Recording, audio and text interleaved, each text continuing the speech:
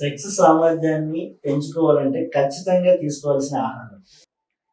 కొన్ని ఎగ్జాంపుల్స్ చెప్తాను, దాంతో మీరే అర్థం చేసుకుంటారు. అడవిలో పులి ఉంటుంది, జింక ఉంటుంది, టూ ఎక్స్ట్రీమ్స్. పులి ఎప్పుడు కూడా గడ్డి తినదు, మాంసమే తింటుంది. అలాగే జింక గడ్డే తింటుంది, మాంసం ఎన్నడూ తినదు. ఒక కవి మంచి పద్యం రాశాడు.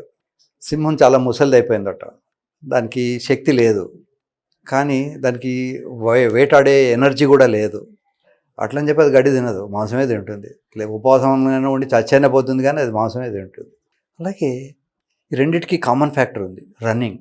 సో సింహానికి పిల్లలు పుడతాయి, జింకకు పిల్లలు పుడతాయి. సింహం కూడా ఒకవేళ పరిగెత్తకపోతే రాళ్ళతో కొట్టి చంపుతారు, జింకనైతే కనిపిస్తేనే చంపుతుంటారు. సో పరిగెత్తడం అనేది ఒక, మనం కూడా ఇవాల్వ్డ్ యానిమల్స్, సోషల్ యానిమల్స్ అంటారు, సోషలైజ్డ్ యానిమల్స్.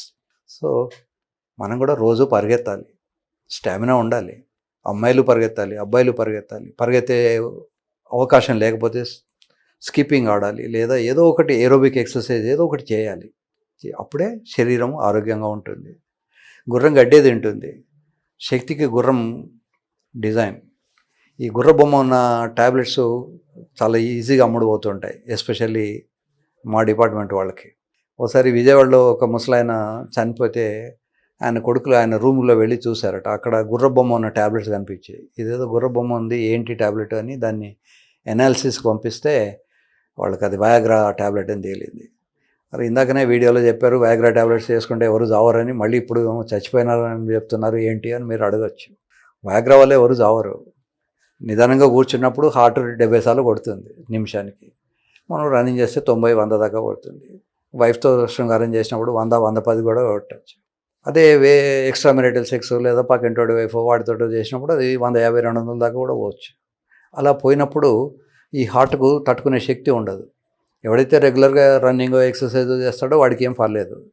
ఈ ముసలాడు ఆల్రెడీ హార్ట్ అటాక్ వచ్చి ఉండవచ్చు, లేదా అటాక్ రాకపోయినా కూడా కరోనరీ ఆర్టరీస్ అన్నీ బ్లాక్ అయి ఉండొచ్చు, ఏదో అయి ఉంటుంది. సో ఇట్లాంటివి చేసినప్పుడు డెత్ అవుతుంది. కనుక వయాగ్రా వల్ల డెత్ కాదు. తర్వాత ఇంకొక ప్రాబ్లం ఏమిటంటే, ఆల్రెడీ హార్ట్ అటాక్ కోసం అని కొన్ని ట్యాబ్లెట్స్ డాక్టర్లు ఇస్తారు. ఆ ట్యాబ్లెట్ ఈ ట్యాబ్లెట్ 2 కలిస్తే బీపీ డౌన్ అయిపోయి కూడా డెత్ కావచ్చు. చాలామంది పేషెంట్లు నన్ను అడుగుతుంటారు, సార్ ఆ ట్యాబ్లెట్ పేరు చెప్పండి అని. ఇవన్నీ షెడ్యూల్డ్ హెచ్ డ్రగ్స్. నేను చెప్పకపోతే ఆ డాక్టర్కి హెడ్ స్ట్రాంగ్ అంటారు. నన్ను తిట్టుకోకండి. ఈ షెడ్యూల్డ్ హెచ్ డ్రగ్స్, మీరు ఎక్కువ కాలం బతకాలి, ఎక్కువ ఆరోగ్యంగా ఉండాలనుకుంటే దగ్గరలో ఉన్న డాక్టర్ దగ్గరికి వెళ్ళండి. వీలైతే నా దగ్గరికి రండి, వీలు కాకపోతే నథింగ్ మ్యాటర్. టాబ్లెట్స్ కోసం మీరు ఎంతో దూరం నుంచి హైదరాబాద్ దాకా రావాల్సిన పని లేదు.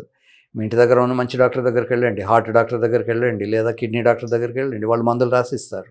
సో ఈ షెడ్యూల్డ్ హెచ్ డ్రగ్స్ మనం ఇష్టం వచ్చినట్టు ఆఫ్కోర్స్ మన దేశంలో షాపులలో అమ్మొచ్చు, కానీ లీగల్గా అయితే ఒక డాక్టర్ గారు రాసి ప్రిస్క్రిప్షన్ రాసి సంతకం పెట్టి ఇవ్వాలి. కనుక షెడ్యూల్డ్ హెచ్ డ్రగ్స్ను లైట్గా తీసుకోకండి. ఎలక్ట్రిసిటీ లాంటిది. ఎలక్ట్రిసిటీ మనం అజాగ్రత్తగా ఉంటే డెత్ కూడా అవుతుంది. జాగ్రత్తగా ఉంటే అన్నీ ఫ్యాన్ తిరుగుతుంది, లైట్ వస్తుంది, ఈ కెమెరా నడుస్తుంది, దాని వెనకాల ఉన్నటువంటి లైట్ వస్తుంటుంది, అన్నీ everything will go of. So ఈ మధ్యకాలంలో హైదరాబాద్లో ఒక డాక్టర్ కపుల్ పెళ్ళైన కొత్తలో స్నానం చేస్తూ ఇద్దరు చనిపోయారు పాపం. అంటే వాళ్ళకున్న హీటర్, దాన్ని ఏమంటారు, గీజర్ అంటారు. ఈ గీజర్కు కనెక్షన్ ఏదో రాంగ్ కనెక్షను, లూజ్ కనెక్షను ఏదో ఉంటుంది. So electricity passed into water and పాపం ఇద్దరు చనిపోయారు. సో ఎలక్ట్రిసిటీని ఎంత జాగ్రత్తగా వాడుకుంటున్నాం మనం, సుమారుగా 56 ఏళ్ల నుంచి మనం వాడుకుంటున్నాం. జాగ్రత్తగా వాడుకుంటే దాని అంత ఉపయోగకరమైనది ఏమీ లేదు. సో ఈ వ్యాగ్రా లాంటి ట్యాబ్లెట్స్ అన్నీ కూడా ఎలక్ట్రిసిటీ లాంటివి. దాన్ని జాగ్రత్తగా ఎంత వాల్యూమ్లో అంత వాడుకోవాలి. అప్పుడప్పుడు మనకు ఎండాకాలంలో లేదా సడన్గా వోల్టేజ్ ఎక్కువ వచ్చేసి ఫ్యాన్లు, లైట్లు, బల్బ్స్ అన్నీ కాలిపోతాయి, ఫ్రిడ్జ్లు, హై వోల్టేజ్ అంటాం. అలాగే ఓ వ్యక్తి నా దగ్గరికి వచ్చేసి, సార్ నేను వయాగ్రా 10 ట్యాబ్లెట్స్ వేసుకుంటాను అన్నాడు. 100 మిల్లీగ్రామ్స్ కన్నా ఎక్కువ వేసుకోకూడదు 24 అవర్స్లో. అంటే వాడు 100 × 10 అంటే 1000 మిల్లీగ్రామ్స్ వేసుకుంటున్నాడు, 1 గ్రామ్. అంటే హై వోల్టేజ్ అనమాట. అది వేసుకున్నప్పటి నుంచి వాడికి కడుపులో తిప్పడము, వాంతులు. 10 మాత్రలు వేసుకున్న శృంగారంలో ఏమీ శక్తి లేదు. అది లేకపోతేనే కదా నా దగ్గరికి వచ్చేది.